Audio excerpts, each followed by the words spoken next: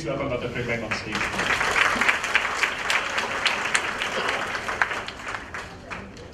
Thank you, Jesse.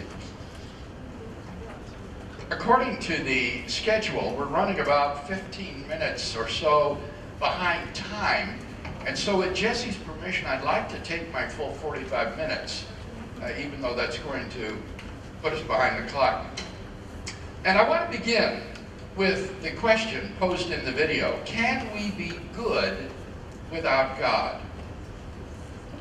Now, at first, even to ask this question is apt to arouse anger, because the answer seems so obvious. For while Christians find in God a source of moral strength that helps us to lead lives that are better than those that we would have led without Him, nevertheless, it would be arrogant and ignorant to claim that unbelievers don't often lead good moral lives. Indeed, lives that often put our own to shame. But wait, it would indeed be arrogant and ignorant to claim that people cannot be good without belief in God. But that wasn't the question. The question was, can we be good without God? When we ask that question, we're posing in a provocative way a question about the nature of moral values. Are the values we hold dear and guide our lives by just social conventions, like driving on the left-hand versus the right-hand side of the road? Or are they merely expressions of personal taste, like having a taste for certain foods or not? Or are they somehow valid and binding, independent of our opinion? And if they are, then what is their foundation? Many philosophers have thought that morality provides a good argument for God's existence. I myself stumbled into the moral argument through the back door. I was speaking on university campuses on the absurdity of life without God. I argued that if God does not exist, then there is no foundation for objective moral values. Everything becomes relative. To my surprise, the response of the students was to insist that objective moral values do exist. Certain things are really right or wrong. Now, what the students said didn't do anything to refute my claim that without God, there would be no objective values.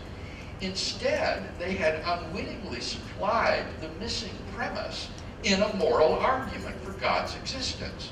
For now we may argue as follows. 1. If God does not exist, objective moral values and duties do not exist. 2. Objective moral values and duties do exist. 3. Therefore, God exists. This simple little argument is easy to memorize and is logically ironclad. I had argued for the truth of the first premise. The students had insisted on the second. Together, the two premises imply the existence of God. What makes this little argument so powerful is that people generally believe both premises. In a pluralistic age like ours, students are scared to death of imposing their values on someone else, and so premise 1 seems correct to them. At the same time, however, certain values have been deeply instilled into them, such as tolerance, open-mindedness, and love. They think that it's objectively wrong to impose your values on someone else. And so they're deeply committed to premise 2 as well. This can lead to some very strange conversations. I remember talking with one non-believer who would jump back and forth between the two premises. When we talk about the first premise, he'd agree with it and deny the second premise. But then when we'd move on to the second premise, he'd agree with it and deny the first premise. And so back and forth we went, unable to make up his mind. It would have been funny if it hadn't been so pathetic to see someone desperately floundering in this way in a vain attempt to avoid God. So let's examine more closely each of the argument's two premises in order to see what defense you can offer on their behalf and what objections the non-believer might be expected to raise against them. Now, before we look at the reasons for adopting the first premise, that if God exists, if God does not exist, objective moral values and duties do not exist, I want to clarify a couple of important distinctions. First, notice that I distinguish between values and duties. Values have to do with whether something is good or bad. Duties have to do with whether something is right or wrong. Now, you might think at first that good and right mean the same thing, and the same goes for bad and wrong. But if you think about it for a moment, you can see that this isn't the case. Duty has to do with moral obligation, what I ought or ought not to do. But obviously, I'm not morally obligated to do something just because it would be good for me to do it. After all, it would be good for me to become a doctor, but I'm not morally obligated to become a doctor. After all, it would also be good for me to become a firefighter, or an attorney, or a diplomat, and I can't do them all. So obviously, I'm not obligated to do something just because it would be good to do it. Moreover, sometimes all I have is bad choices, but it's not wrong for me to choose one because I must choose. So there's a difference between good and bad and right and wrong. Good and bad has to do with something's worth, while right and wrong has to do with something's being obligatory. Secondly, there's a distinction between being objective versus subjective. By objective, I mean independent of people's opinion. By subjective, I mean dependent on people's opinions. So, to say that there are objective moral values is to say that something is good or bad independent of whatever people think about it. Similarly, to say that we have objective moral duties is to say that certain actions are right or wrong for us regardless of what people think about it. To give an example, to say that the Holocaust was objectively wrong is to say that it was wrong even though the Nazis who carried it out thought that it was right. And it would still have been wrong even if the Nazis had won World War II and succeeded in brainwashing or exterminating everybody who disagreed with them so that everybody thought the Holocaust was right. And premise one asserts that if there is no God, then moral values and duties are not objective in that sense. So, consider first moral values. Traditionally, moral values have been based in God, who is the highest good. But if God does not exist, then what is the basis for moral values? In particular, why think that human beings have moral worth? The most popular form of atheism is naturalism, which holds that the only things that exist are the things that are postulated by our best scientific theories. But science is morally neutral. You can't find moral values in a test tube. It follows immediately that moral values don't really exist. They're just illusions of human beings. Even if the atheist is willing to go beyond the limits of science, why think that on atheism human beings are morally valuable? After all, they're just accidental byproducts of nature which have evolved relatively recently on an infinitesimal speck of dust called the planet Earth in a hostile and mindless universe which are doomed to perish individually and collectively in a relatively short time. Richard Dawkins' assessment of human worth may be depressing, but why, on atheism, is he mistaken when he says there is at bottom no design, no purpose, no evil, no good, nothing but pitiless indifference. We are machines for propagating DNA. It is every living object's sole reason for being. On a naturalistic worldview, moral values are just the byproduct of biological evolution and social conditioning. Just as a troop of baboons will exhibit cooperative and even self-sacrificial behavior because natural selection has determined it to be advantageous in the struggle for survival, so their primate cousins, Homo sapiens, exhibit similar behavior for the same reason. As a result of socio-biological pressures, there has evolved among Homo sapiens a sort of herd morality which functions well in the perpetuation of our species. But on the atheistic view, there doesn't seem to be anything about Homo sapiens that makes this morality objectively true. To think that human beings are special is to fall guilty to the temptation to speciesism, which is an unjustified bias in favor of one's own species. So, if there is no God, any reason for regarding the herd morality evolved by Homo sapiens on this planet as objectively true seems to have been removed.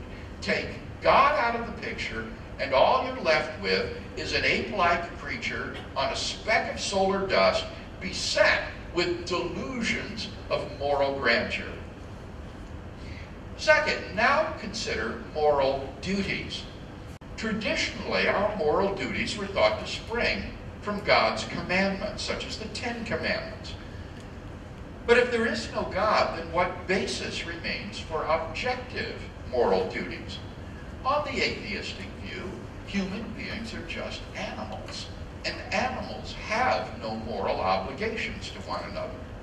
When a lion kills a zebra, it kills the zebra, but it doesn't murder the zebra. When a great white shark forcibly copulates with a female, it forcibly copulates with her, but it doesn't rape her, because none of these things is morally forbidden. There is no moral dimension to these actions. They are neither prohibited nor obligatory. So, if God does not exist, why think that we have any moral obligations to do anything? Who or what lays these obligations upon us? Where do they come from?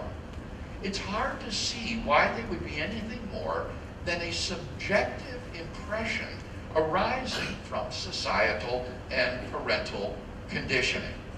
Certain actions, like incest or rape, may not be biologically and socially advantageous, and so in the course of human development have become taboo.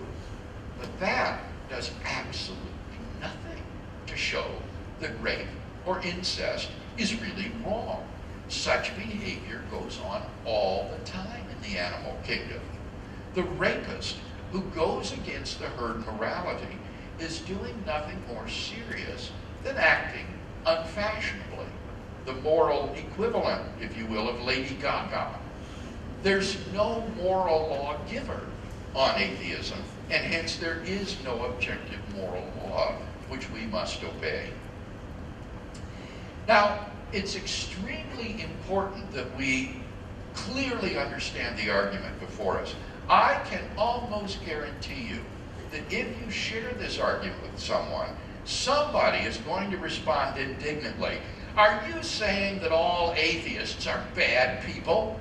They'll think that you're judgmental and intolerant. And we need to help them see that this is a complete misunderstanding of the argument.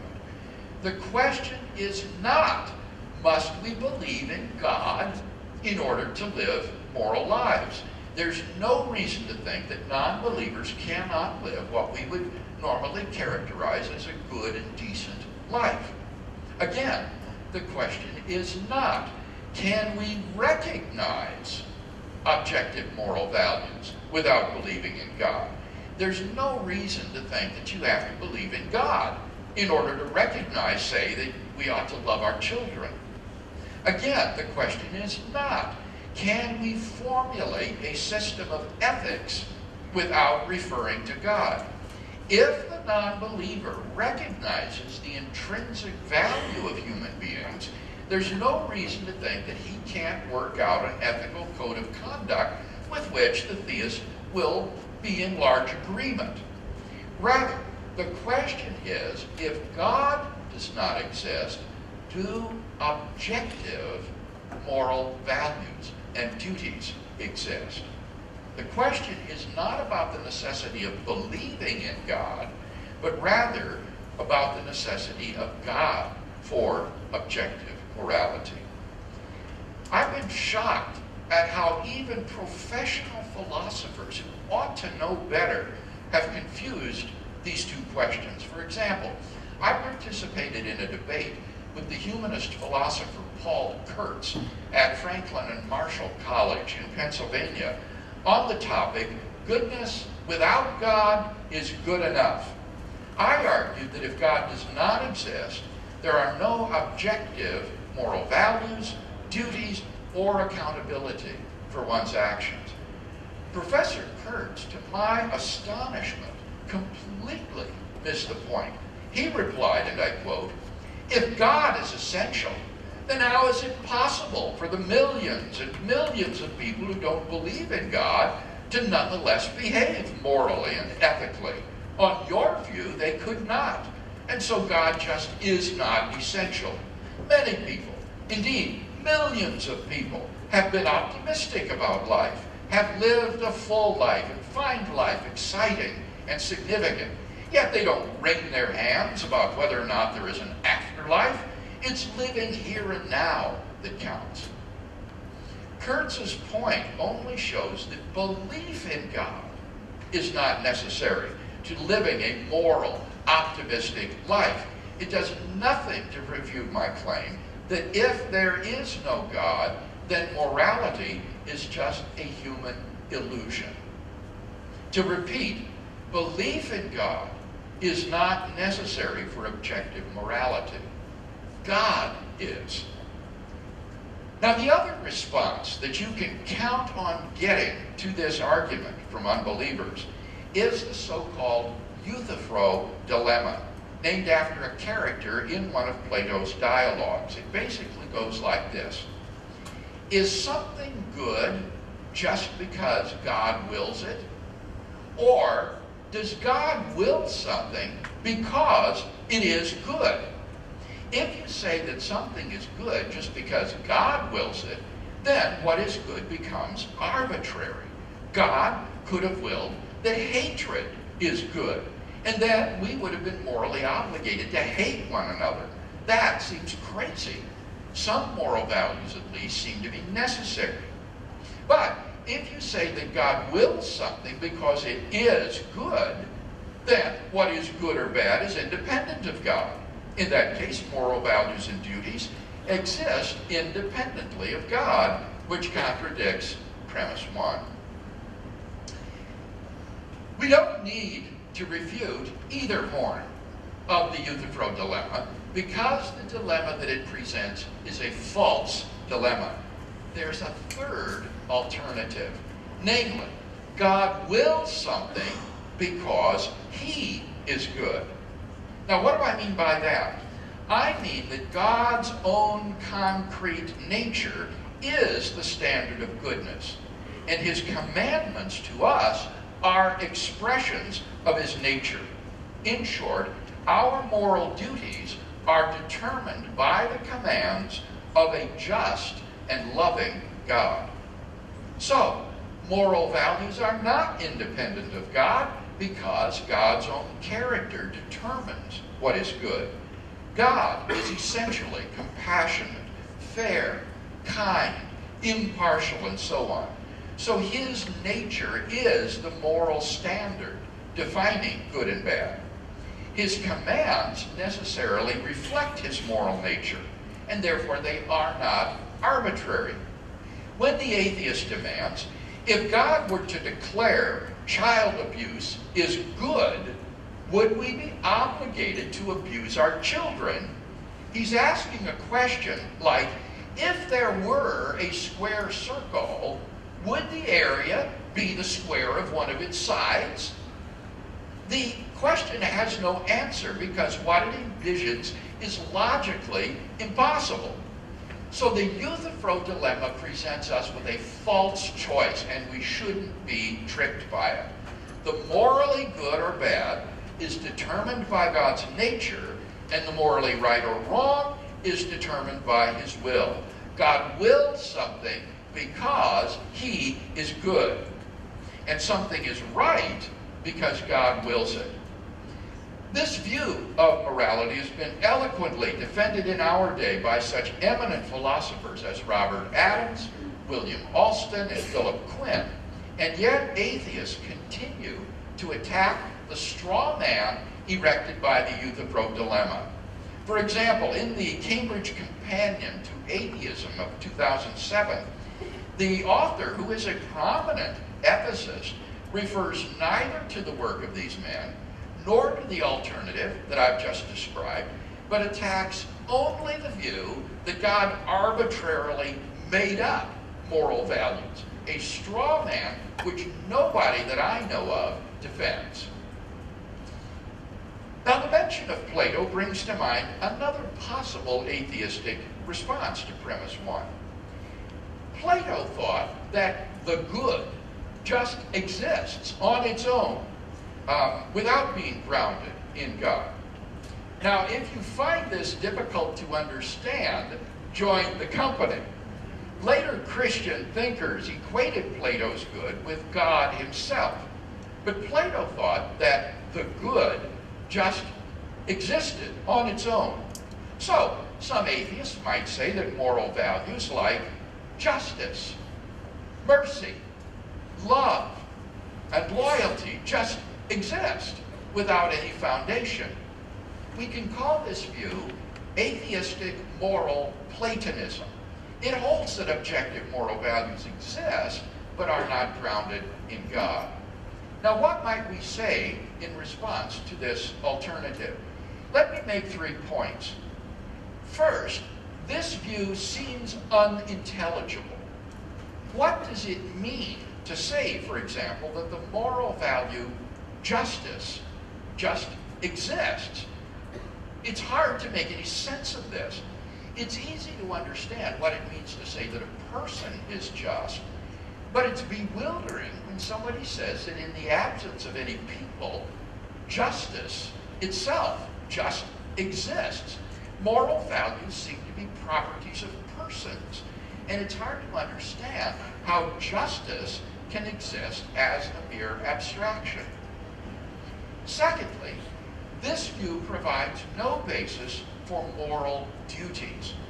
Let's suppose, for the sake of argument, that moral values like justice, loyalty, mercy, forgiveness just exist as abstractions. How does that result in any moral obligations for me? Why should I have a moral obligation to be, for example, merciful? Who or what lays such a moral obligation on me?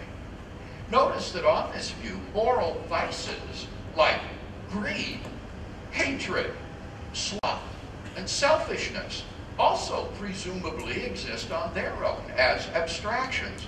So, why are we obligated to align our lives with one set of these abstractly existing objects rather than any other? Atheistic moral Platonism, because it lacks a moral lawgiver, has no grounds for moral obligation. Finally, number 3, it's fantastically improbable that the blind evolutionary process should spit forth just that kind of creature who corresponds to the abstractly existing realm of moral values. This seems to be an utterly incredible coincidence when you think about it. It's almost as if the moral realm knew that we were coming. It's far more plausible to think that both the natural realm and the moral realm are under the authority of a God who gave us both the laws of nature and the moral law than to think that these two causally independent realms just happen to mesh. So, what's the atheist to do at this point? Most of them want to affirm the objective reality of moral values and duties. So they simply embrace some sort of humanism and stop there. Whatever contributes to human flourishing is good, and whatever detracts from it is bad, and that's the end of the story. Just taking human flourishing as your ultimate stopping point, however, seems to be premature because of the arbitrariness and the implausibility of such a stopping point. First, the arbitrariness objection. Given atheism, why think that what is conducive to human flourishing is any more valuable than what is conducive to the flourishing of ants or mice? Why think that inflicting harm on another member of our species is wrong? When I put this question to the ethicist Walter Synod Armstrong of Dartmouth College in our debate on the existence of God, he replied, "It simply is. Objectively, don't you agree?" Well, of course I agree that it is wrong to harm another human being, but I pointed out that that's not the question. The question is, why would it be wrong if atheism were true? Given an atheistic worldview, picking out human flourishing as morally special seems to be arbitrary. Moreover, it seems implausible as well. Atheists sometimes say that moral properties like goodness or badness necessarily attach to certain natural states of affairs. For example, the property of badness necessarily attaches to a man's beating his wife. The property of goodness naturally attaches to a mother's nursing her infant. Atheists will say that once all of the purely natural properties are in place, then the moral properties just necessarily come along with them. Now, on atheism, this seems extraordinarily implausible. Why think that these strange, non-natural properties like goodness and badness even exist, much less somehow get necessarily attached to various natural states of affairs? I can't see any reason to think that on atheism, a full description of the natural properties involved in any situation would determine or fix any moral properties of that situation. These humanistic philosophers have simply taken what's called a shopping list approach to moral questions. That is to say, because they hold to humanism, they just wheel their cart down the aisle and help themselves to the moral properties that they need in order to do the job.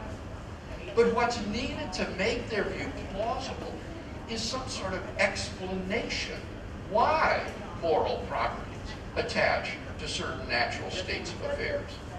Again, it's inadequate for the humanist to assert that we do in fact see that human beings have intrinsic moral value, because that's not in dispute. In fact, that's the second premise of the moral argument. What we want from the humanist is some sort of reason to think that human beings would be morally significant if atheism is true. As it is, their humanism is just a stubborn moral faith. Now, the humanist might rejoin, but why think that God should be the standard of moral value? Isn't that arbitrary? Well, now the question is in a certain sense misconceived. Anybody has the right to present his moral theory and to explain its parameters. The appropriate question will be whether that moral theory is plausible. In particular, whether its moral ultimate is a non-arbitrary and plausible stopping point. In contrast to humanism, theism has a non-arbitrary and adequate explanatory stopping point. For God is, by definition, the greatest conceivable being, a being which is worthy of worship. Nothing higher could be imagined. Thus, identifying the good with God himself supplies the basis for a plausible moral theory. That brings us then to our second premise, that objective moral values and duties exist. I initially thought that this would be the more controversial of the two premises in the argument. In my debates with atheist philosophers, however, I find that almost nobody denies the second premise. It might come to surprise you that surveys taken at universities reveal that, perhaps contrary to expectation, professors are actually more likely to believe in objective moral values and duties than students, and that of the faculty, philosophy professors are more apt to believe in objective moral values than professors in other fields. Why is that? Well, because philosophers who reflect on our moral experience would say that just as I believe what my five senses tell me, namely that there is a world of physical objects around me, unless and until I have some reason to distrust my five senses, similarly, in the absence of some reason to distrust my moral experience, I should accept what it tells me, namely that some things are objectively good or evil, right or wrong. Now notice that this does not require that our moral perceptions are infallible, any more than our sense perceptions are infallible. The stick in the jar of water looks bent. The highway on a hot day may appear to have water in the distance. Sometimes our senses are incorrect, but that doesn't lead us to doubt that there is an external world of objects around us.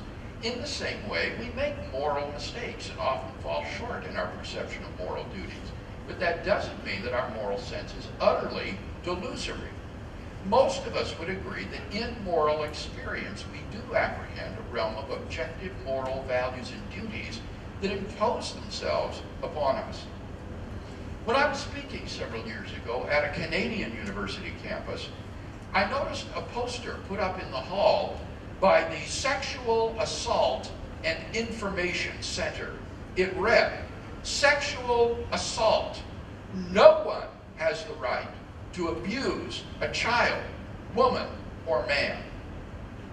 Most of us recognize that sexual abuse of another person is wrong.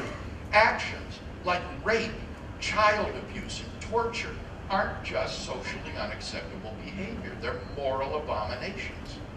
By the same token, love, generosity, and self-sacrifice are really good.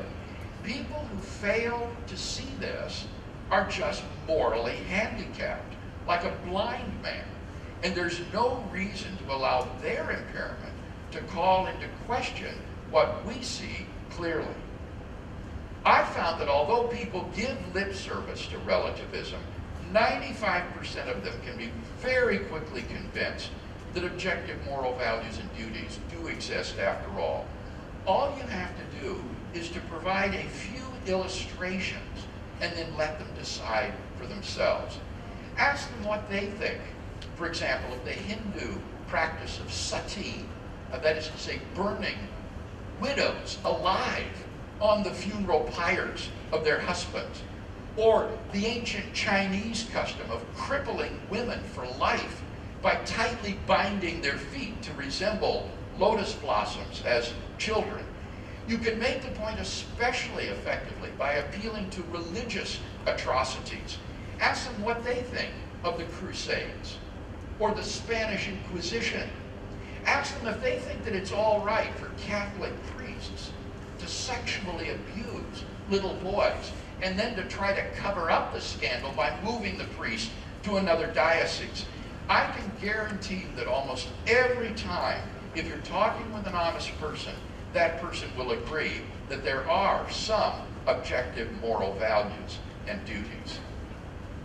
The question then is, do we have any overriding reason to distrust our moral experience?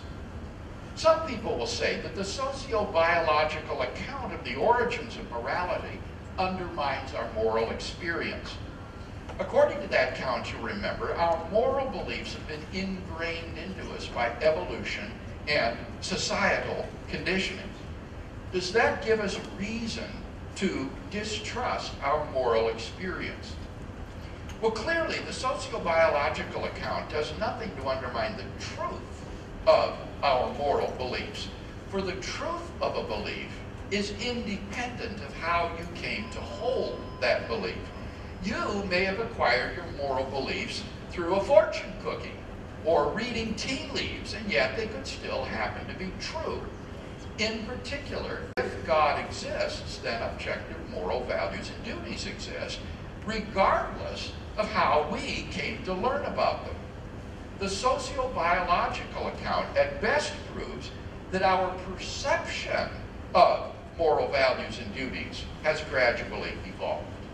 But if moral values and duties are gradually discovered rather than invented, then our gradual, fallible perception of the moral realm no more undermines the objectivity of that realm than our fallible, gradual perception of the physical world undermines the objectivity of the physical realm. But perhaps the sociobiological account undermines not the truth of our moral beliefs, but our justification for holding such beliefs. If your moral beliefs were based on reading tea leaves, then they might accidentally turn out to be true, but you wouldn't have any justification for thinking that they were true. Similarly, the objection might be that if our moral beliefs have been shaped by evolution, then we can't have any confidence in those moral beliefs, because evolution aims not at truth, but at survival. Our moral values, or moral beliefs rather, will have been selected by natural selection, not for their truth, but for their survival value. And so we can't trust our moral experience, and it cannot be justified. We cannot be justified in thinking that objective moral values and duties exist. Now, how might we respond to this objection? My claim is that we're justified in believing premise 2 on the ground of moral experience, unless and until we have a defeater of that experience. Just as we are justified in believing that there is a world of physical objects around us on the ground of our sense experience, unless and until we have a defeater of that experience. Such a defeater would have to show not merely that our moral experience is fallible or defeasible, but that it is utterly unreliable, that we may apprehend no objective moral values and duties whatsoever. Our moral experience, however, is so powerful that such a defeater would have to be incredibly powerful in order to overcome that experience. Just as our sense experience is so powerful that a defeater of my belief in the world of physical objects around me would have to be incredibly powerful to make me believe that I might be a brain in a vat of chemicals or a body lying in the matrix experiencing a virtual reality. As Louise Antony put it in our debate on the foundations of morality, any argument for moral skepticism will be based upon premises which are less obvious than the existence of objective moral values and duties themselves. That is to say, less obvious than premise 2 itself. So, what is this allegedly powerful defeater of premise 2 that shows my moral experience to be utterly untrustworthy? Just that our moral beliefs are the result of evolutionary development? Is that it? Is that the objection? Well, what evidence is there for that? Let me make 3 points in response, and the first of these points is not on the PowerPoint, but is additional. First point is, there is no compelling evidence that our moral beliefs are the product of biological evolution. In a complex survey of contemporary work on evolutionary theories of morality, the biologist Jeff Schloss reports, and I quote, "Not only do we currently lack a fully adequate evolutionary account of morality, but the manifold accounts we do have are also disparate, that is to say contradictory, and are often represented by prominent exegetes as having resolved issues that are still in dispute." In personal correspondence, Schloss wrote, and I quote, "The evolutionary debunking argument assumes that moral beliefs are in fact adequately explained by natural selection. There is little question that they are not. Dispositions to certain behaviors, reciprocity, parental care, etc., do have fairly compelling evolutionary explanations, but we don't actually have a plausible evolutionary proposal for the moral beliefs associated with these behaviors. I've done a fairly extensive recent review of the literature, and I can't find any coherent account for moral beliefs or even normative intuitions," end quote. And yet how easily we allow moral skeptics to get away with mere hand-waving and vague generalizations as purported defeaters of our moral experience. The powerful defeater simply does not exist. Moreover, and this is my second point, the assertion that because our moral beliefs have evolved, they are aimed not at truth but at survival presupposes atheism. For it's only on atheism that our moral beliefs are aimed merely at survival, not at truth. If God exists, then plausibly our moral beliefs, though evolved, will be generally reliable, since God wants us to hold correct moral beliefs. So the defeater presupposes that naturalism is true. That if naturalism is true, then our moral beliefs are aimed at survival, not at truth. But that begs the question. It's the debunker of our moral beliefs who has the burden of proof to provide some reason to deny or distrust our moral experience.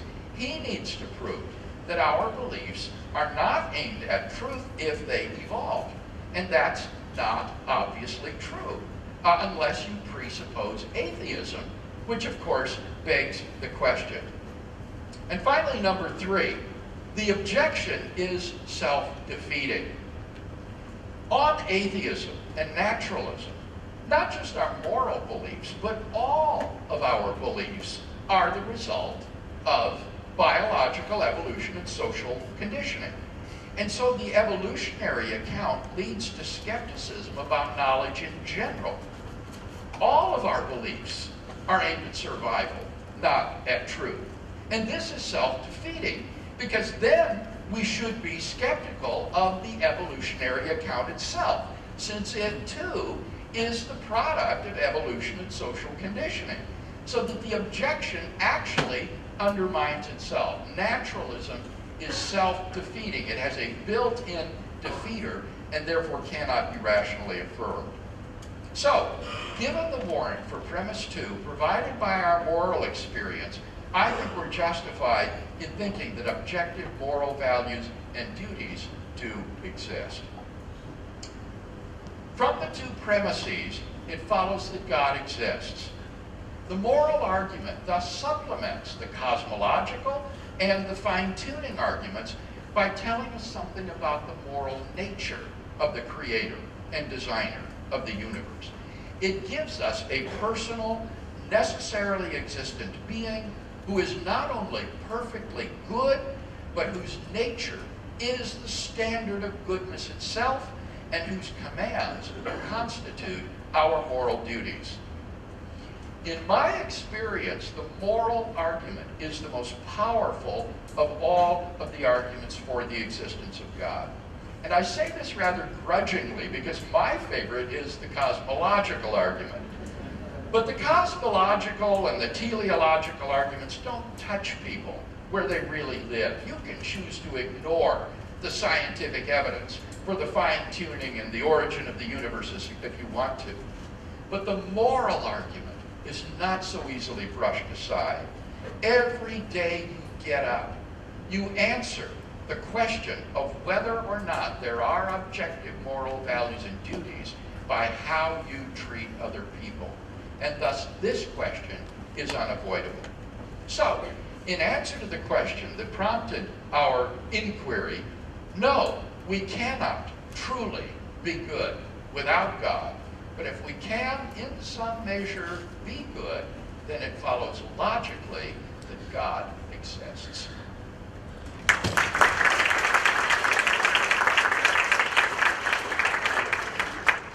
I'd like to invite Dr. Green to stay on stage while we have a time of question and answer. So if you have questions, we ask you to approach the mic in the center aisle. Introduce yourself briefly, state your question briefly as well, so that other people will have a chance to do so. Right, the young gentleman, please. So my name is Jakin. My question is, actually I have a Muslim friend. So when I talk to my Muslim friend, it's not really about whether God exists. So I'm just asking, like, what would you consider the best way to, like, try and persuade this person to convert to Christianity? All right, I think if I understood the question right, it is how do you move from theism to Christianity, to Christian theism? And that will be the subject of tonight's lecture. I believe that the justification for Christian theism, as opposed to Muslim theism or Jewish theism, is to be found in the person of Jesus of Nazareth. This is the most influential man in the history of the world. The whole world's history is dated from his birth. And we should ask ourselves, who was this man? What did he teach? What did he claim about himself? Do we have any reason to think that those claims are true? And I would argue that indeed we do have good grounds for thinking that his claims were true, that he was therefore who he claimed to be, and that therefore the God revealed by Jesus of Nazareth exists. And I take it that that's a sufficient condition to becoming a Christian. Okay, thank you. Dr. Ray, good morning. I'm Mark. I just want to ask you, based on the premise that, let's say, you do agree that fine-tuning the universe is due to design, we are okay with that. I think the question then will usually occur into some people's heart in this context. It's more to do with the origin of life and human life, particularly on this earth. So one hypothesis was popularized very much in the 90s, but not much so now. But it does come in various forms, and that is the panspermian hypothesis and the idea of extraterrestrial life actually coming to this earth and giving out spores so that there can be life on this earth. Now, if I take out aliens and I put the idea like a deist or a spirit or a higher being of a spirit that did not necessarily create this universe, but seems to be superior life than the human life that is here, what would be your argument to say that that's not viable? All right, this argument from fine-tuning isn't concerned about the origin of biological life on the planet Earth. That is a totally different question. This is a question that goes right back to the initial conditions of the universe in the Big Bang. And therefore, any sort of extraterrestrial being that might be possible for seeding the Earth with life is just irrelevant. Such a being would depend for its own existence, as I said last night, upon the fine-tuning of the initial conditions present in the Big Bang, and therefore cannot be the explanation of those. Even if you are so radical as to appeal to some sort of finite, spiritual, immaterial being that somehow exists out there in the cosmos, a sort of ghost in the machine, that still won't account for the fine-tuning of the universe. Because this design argument based on fine-tuning gives you a designer who transcends the universe, who selects the fundamental constants and quantities that fit the laws of nature and that will therefore describe the universe. So this is a remarkably powerful argument in that it impels you to an immaterial designer that is beyond space and time, beyond the universe, and therefore trumps any of these alternative explanations about immanent designers within the cosmos. Hi, Dr. Craig. My name is Marvin.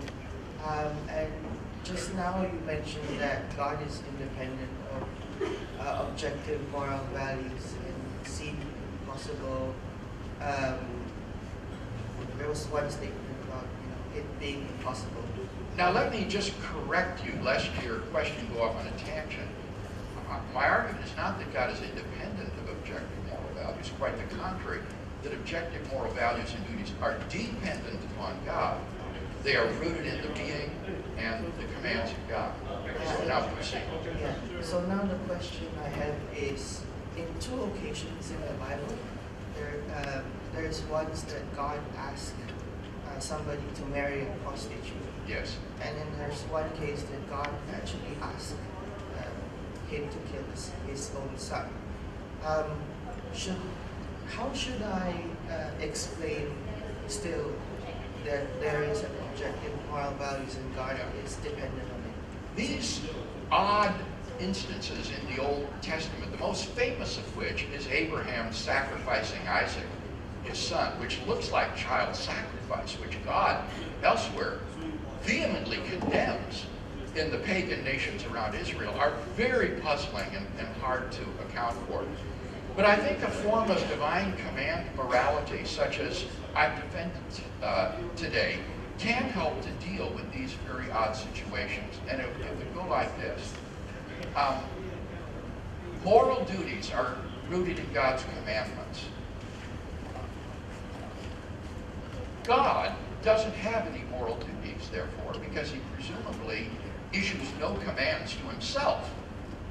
So, although God might act in accordance with what we would call moral duty, he doesn't really have any moral obligations to fulfill because he doesn't issue commands to himself. What he must do is act consistently with his own nature as a perfectly loving, fair, impartial, kind, and so forth being. So, when he issues a command to Abraham to kill his son Isaac, it is not that God is issuing a command that makes murder good. Rather, it's saying that God has the ability to command Abraham to do something which would have been immoral in the absence of a divine command. But given the presence of a divine command to do it, it now becomes Abraham's moral obligation to do this. Now, is this somehow inconsistent with God's nature? Well, I think not, because in the case of Abraham or the other case that you cited, God had morally sufficient reasons for issuing such a command. He was testing Abraham's faith in the most radical way possible. It provided a sort of foreshadowing of Christ's own sacrifice for sin. So I think that that would help to explain those kinds of situations. Given that our moral duties are determined by God's commandments, God can command a person to do something which would have been immoral if he had done it in the absence of such a command. But given that command, it now becomes his moral duty to do, and God would only issue these commands if they are consistent with his moral nature. So that would presuppose that God is independent, objective moral values. It presupposes what? God would be independent of objective moral values. I just corrected you when you began your question about, no, God is not independent of objective moral values. Moral values are rooted in the very nature of God himself, and that his commands reflect his moral nature. Now, I think what is the more interesting question, and troubling question, honestly, that arises from this, is what about these Islamic terrorists? We say that God has commanded them to do certain things, like drive planes into skyscrapers and kill people, and rape and kill women and so forth. What about them? They claim they have a divine command. my view is that the problem with these Islamic terrorists is not their ethical theory. I think the ethical theory is right. Our duties are rooted in divine commands. The problem is they've got the wrong God. And that's why it is absolutely critical that we make sure we've got the right God that we're dealing with when we talk about what our moral duties are and what we've been commanded to do. Thank you. Hi, Dr. Craig. My name is Samway. Thank you for giving us two great talks. I have a question regarding epistemic duties. Yesterday you said to be reasonable, we have to at least be within our epistemic duties. Did I get that correct? Yes, that would be one way of thinking of them, that you are within your epistemic rights in believing this. The other way would be to say you exhibit no defect in your cognitive structure of beliefs. Would that be a moral duty? Well, that's why, boy, this is getting very technical. This is why it's called an epistemic duty. That comes from the Greek word episteme, which means knowledge. So I don't think that it's thought to be a moral duty so much as an epistemic duty, a duty related to belief and what you are justified in believing. So I'm open to what someone might say about this, but I guess I don't think of these as moral duties so much as what you are justified in believing or not justified in believing. I see. Thank you. So just to clarify, so it means that you can be reasonable without God, but you can't be moral without God.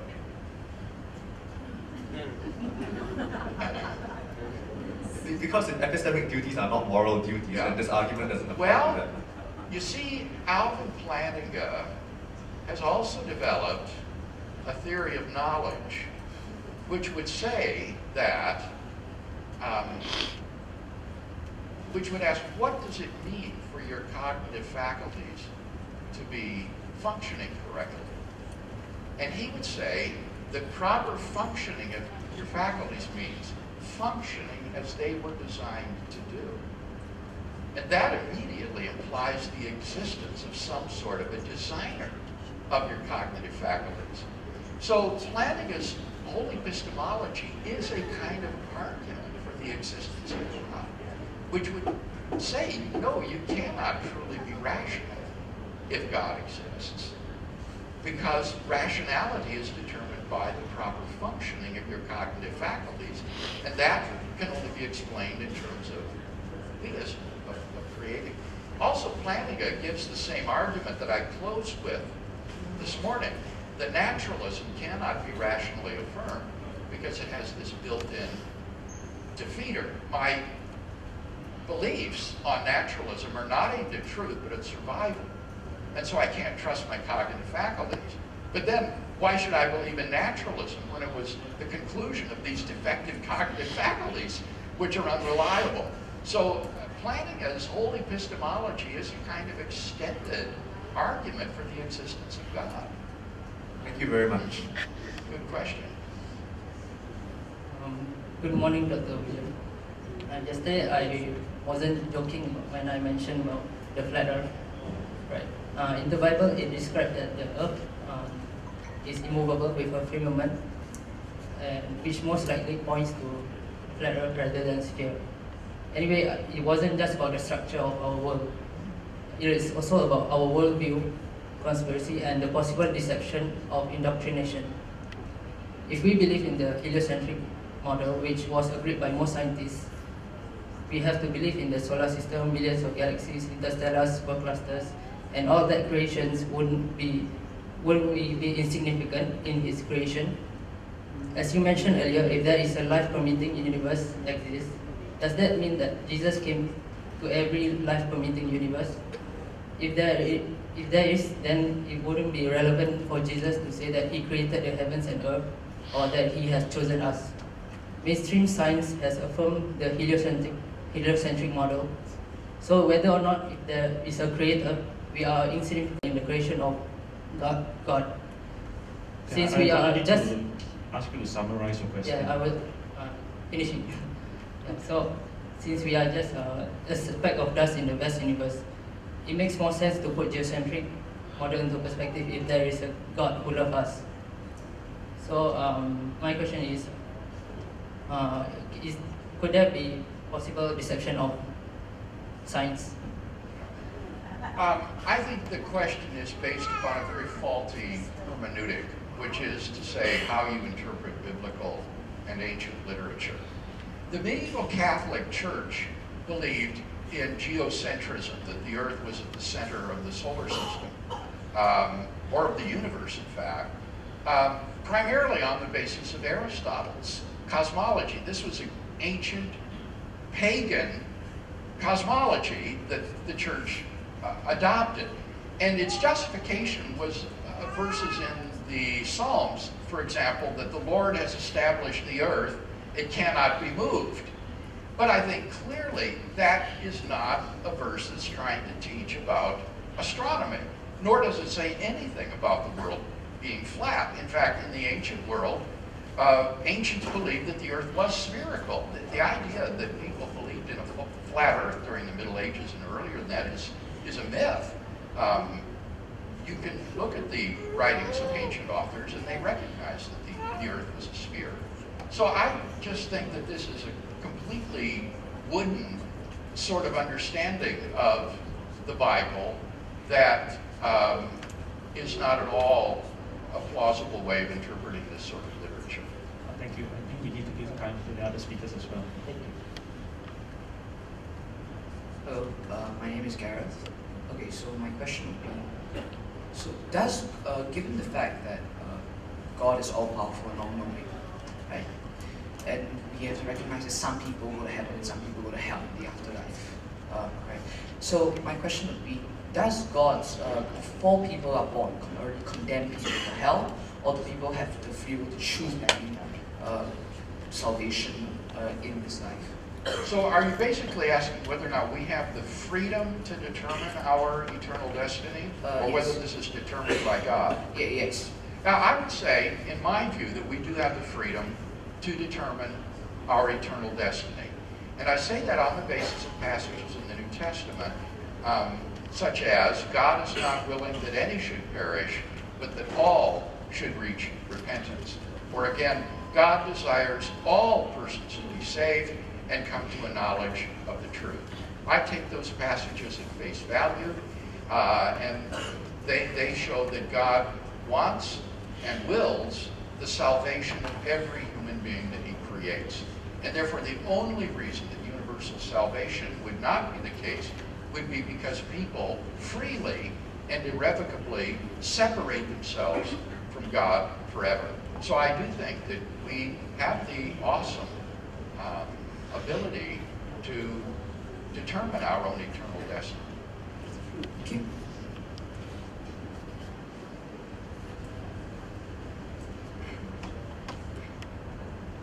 Hello, Dr. Craig. Hi, Joshua. In the interest of time, I'll just cut to my question. Just now you talked about the explanation of the explanation, and yes. My question is probably one that you get very, very often, but I feel was glossed, the explanation for it was glossed over in some sense. You compared the, what was it? You used the comparison of the arrowheads and pots and pans in the ground. I would like to say that we know that humans made these arrows and pots and pans because we can observe people making pots and pans and arrowheads for their survival purposes. So it hence is not that big of a stretch to conclude that people made these pots and pans because we can observe them doing so. So I would like to ask, can you propose a sort of explanation for how that level of observation can be applied to the existence of God? Yeah, I think that you are missing the point of the illustration. The illustration is not an illustration of how we can detect design. That's not what the illustration is meant to be. It's meant to illustrate that in order to recognize an explanation is the best, you don't need to have an explanation of that explanation. That's what the illustration is meant to show. So you can just leave aside the question of how is it that the archaeologists or the astronauts can recognize these products of design. That's beside the point. The point is that they can infer an explanation without having an explanation of the explanation. And I could have used different kinds of examples. For example, doctors might determine that some disease is best explained by a certain virus. But they might have no explanation at all where this new virus came from or how it originated or anything of that sort. And yet, medical doctors would still have a good explanation of the disease as a viral infection. They don't need to have an explanation of the explanation in order to recognize that that's the best explanation. So just put aside the design part here. That's not relevant to the point of the illustration, which is simply to say you can recognize an explanation as the best without requiring an explanation of the explanation first. Thank you.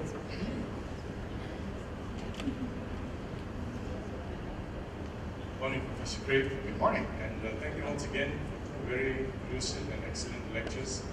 I had two questions, but I've reduced it to one while waiting with you so as not to delay everyone's lunch.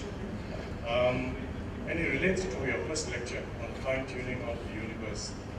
Now we speak about the fact that God has revealed himself in nature, and Scripture tells us that the heavens declare the glory of God. And it is true, because the fingerprint of God, the fingerprint of the Maker, is in us, in the world around us, and the skies above. And it's not just a question of looking up at the sky and saying, wow, somebody must have made these stars, because I cannot explain how these stars came about. And I think that the fingerprint of God is a number, and that number is 1.61803. And this number actually relates to something, to a sequence. And this sequence was described by a man named Fibonacci in the 12th century. And it describes what is now known as the divine ratio, or the golden ratio. And if you look at the human body, for example, and this is something, see, and this is where we can contextualize apologetics for the kind of people that we speak to. When I teach medical students, I talk to them about the hand, for example, and I tell them that the ratio of each of the bones in the fingers of the hand is 1.61803. It is the Fibonacci number. And if you look at the structure of the sunflower, for example, and the way in which the petals are arranged, if you look at the arcs, those arcs describe that exact same number. If you look at spiral galaxies, the nebulas and all that, and if you look at the way the arms spiral, it also describes the Fibonacci sequence. And so, God has left this fingerprint for us. Maybe we could use this as the basis for, Yeah, I have only a passing acquaintance with Fibonacci numbers. I understand the chambered nautilus also exhibits that same sort of structure.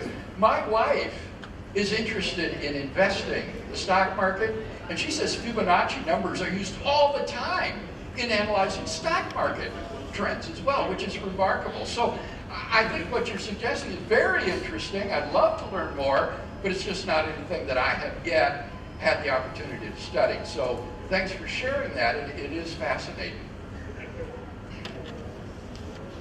Good morning, Dr. Craig. I'm Joel, and my question would be, how do I talk to someone with the view that events in life are dictated by entropy and chaos? Okay, what was I didn't get that. How do I talk to someone who has the view in life that events are determined by entropy and chaos? Oh. Well, I suppose what you're asking would be for a defense of freedom of the will. This is not my area of specialization. I think it's obvious that I have freedom of the will. And if I didn't, then life would be meaningless and absurd anyway. So I just simply go on the basis of the assumption that I do. But my colleague, J.P. Moreland, works in this area a lot, and I would refer you to his writings on the soul or on mind-body dualism. And he would argue that we are not simply physical mechanisms, that we are souls with bodies, intimately united with bodies, and that only this view of the human person is able to explain things like mental causation, freedom of the will, intentionality, that is aboutness with respect to our thoughts, and personal identity over time. And I find those all very persuasive arguments for thinking there is an immaterial soul or mind that we have or are, and that this is endowed with freedom. But beyond that, I simply, it's not my area of specialization. But look at J.P. Borland's work on this if you want to pursue it.